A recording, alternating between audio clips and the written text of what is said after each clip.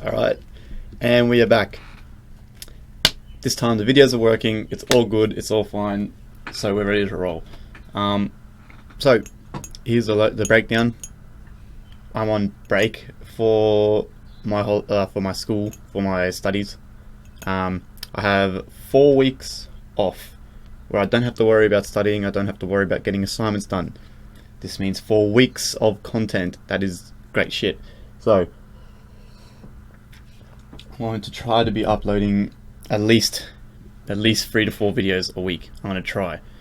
So I'm just going to make a whole bunch of random videos, I'm just going to upload them.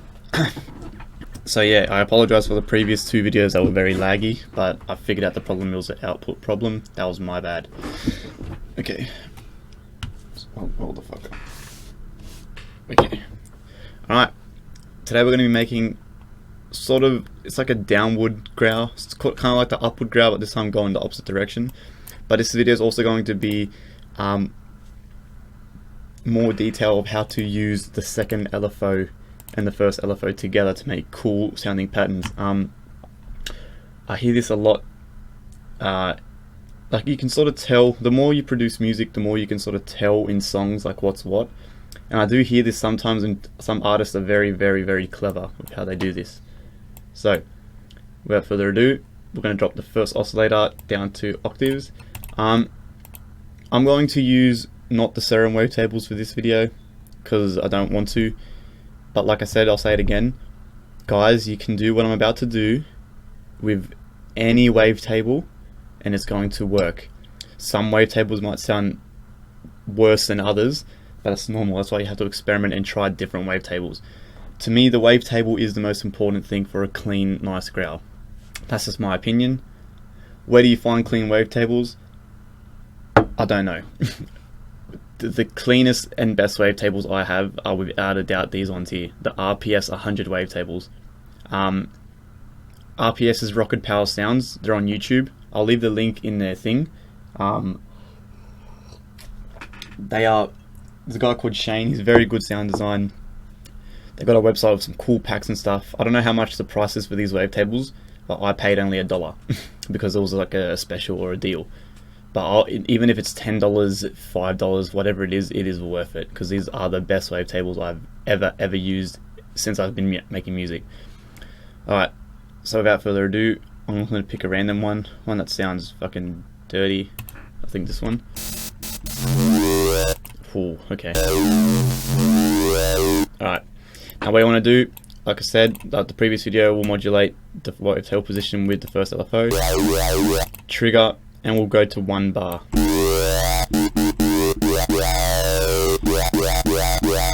Alright, now the first thing this time we're gonna go into the matrix and make the second thing. We're gonna switch on the second LFO because we want to be able to hear what's going on as we're making it and as we can edit the growl.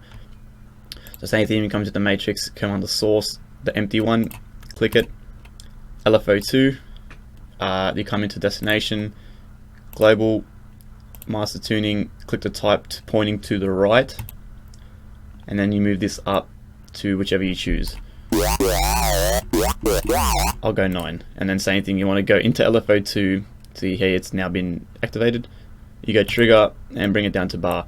And actually, speaking of RPS, Shane is the one where I learned this technique from about last year. He released a video doing a growl like this and I lost my mind. Been using it ever since. Okay, now, so you can already hear the pitch bend.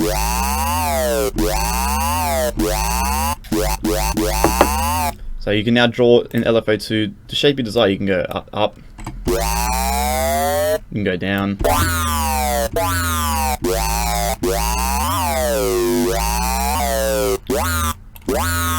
So we'll go down, so making the downward talking growl. Then, this is where you get fun. Draw shapes back into LFO1,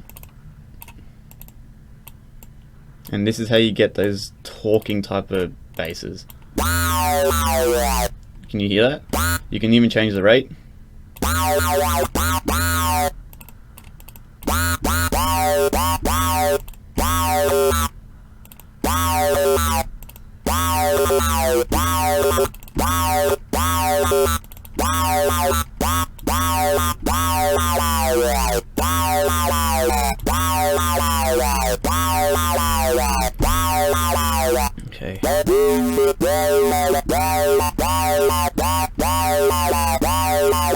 Now we're going to turn on oscillator B before anything to get the layer in, bring it down to octaves. Now with layering you can use anything. Sometimes if a quick layer, just so I can get an idea of what I'm doing, I would just quickly go into spectral and pick a monster, but then I'll change the layer. So just for now we can leave a monster. So you can hear now that's overpowering the first oscillator. So what I typically do is I turn down the volume on oscillator B, bring it down, you get LFO 1, put it onto the volume, and bring it up to about, I don't know, 40%. So now it's back to oscillator A being the most powerful oscillator you can hear, but the oscillator B is still there for a layer, so the growl doesn't sound so thin in your mix. That's a little tip that you guys should remember. It's very handy. Most of the time you won't even hear it in the mix, but it's there, and it's like a reassurance that you've got at least one layer so far in this growl. You can add a couple of voices to this. If you're going to add voices, you're always going to have to adjust the detune. Bring down the randomness all the way, because the randomness is what triggers our random harmonics and frequencies in the wavetable, so you want to turn that off. Possibly even the phase. Okay, now, the warp. What warp do we want to use? Because I always use bend in my videos, and I want to do something different. So, what's mirror? And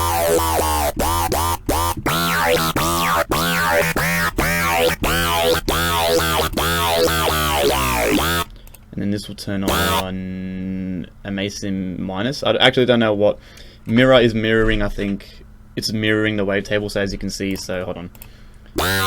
So mirroring, you see how the wavetable's now gone like across, like this, I can't, hold on, so if I turn it off, see the wavetable's now going like this, just straight across, this one wavetable. When you turn the mirror on, it mirrors it, the left becomes the left, so it's like one, it's like this, I can't even describe it right now. So now instead of it being one full wavetable, you've got the left side and then the right side, so it's like the wavetable's been split in half and it's being opened again. And then with this we'll turn on into Mason plus, same thing, modulate with LFO1. Don't forget to modulate the hotel position as well.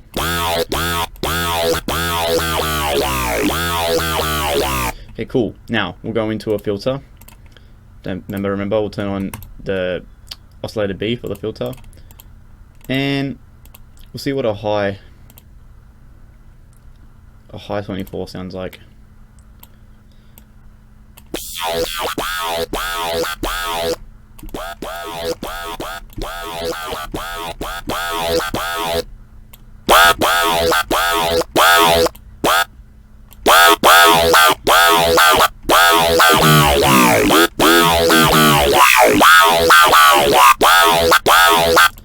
What else do we have? Maybe a high pass or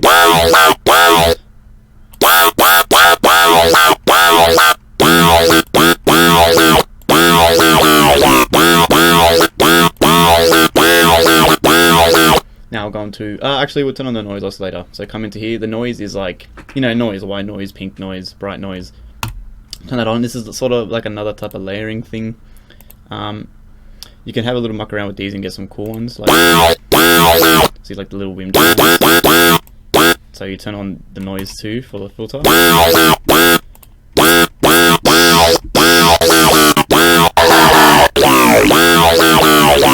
go what the hell's that?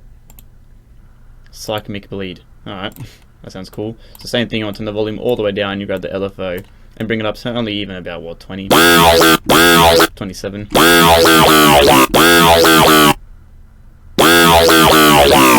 Enables pitch tracking, often not needed as noise sensors not usually pitch. Okay, so that helps turn on the pitch for the noise, but like it said, there's really no pitches in noises anyway, so you leave that off. Now effects, your hype and distortion. I'll try to do something different. We'll go to soft clip is that's good for like making kicks and stuff, which I can do a video on. Hard clip's kind of cool. Same thing, you can even modulate the drive on this. See now the distortion is moving, bring the mix down a little bit. We'll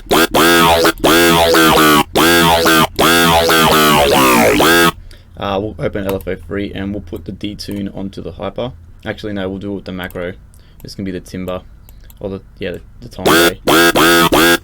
Now, timbre, pronounced timbre, is a French word that means texture of the sound or quality of the sound.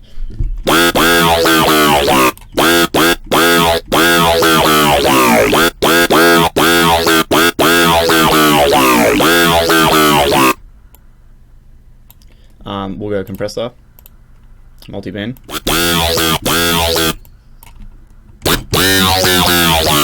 We'll turn a chorus on, bring the rate down and the mix down for the chorus.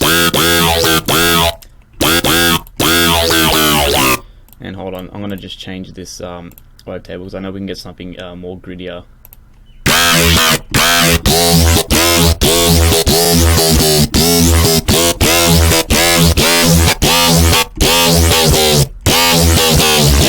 There you go.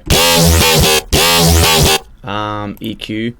We'll do the same thing. We'll go with the low pass onto here and the horn. This is just for the extra valleyness.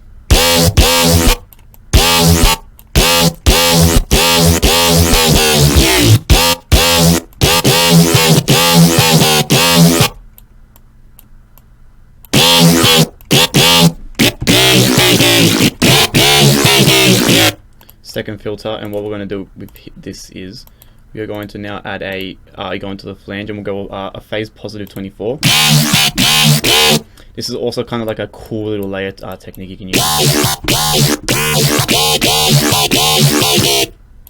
See, just by turning this on and modulating the cutoff, that's already made the growl completely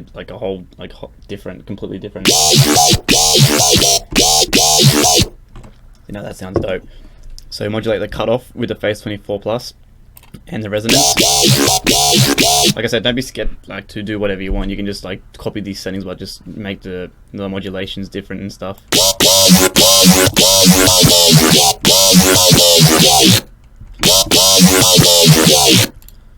Okay, and really there you have it. I mean, there's nothing really else I can add to this. That sounds cool as hell. But like I said, it all comes down to the drawing of the shapes, you know what I mean? So now that you've got the pitch bend, it's always going to go to this pitch bend, but no matter what you draw in here, it's going to make this pitch bend. So see, now what we've got that, we can do this.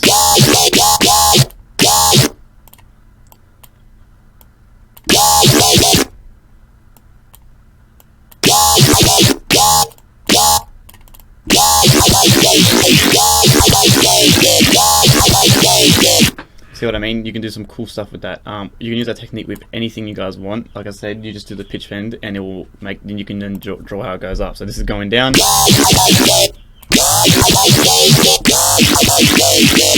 So you guys can sort of get the point.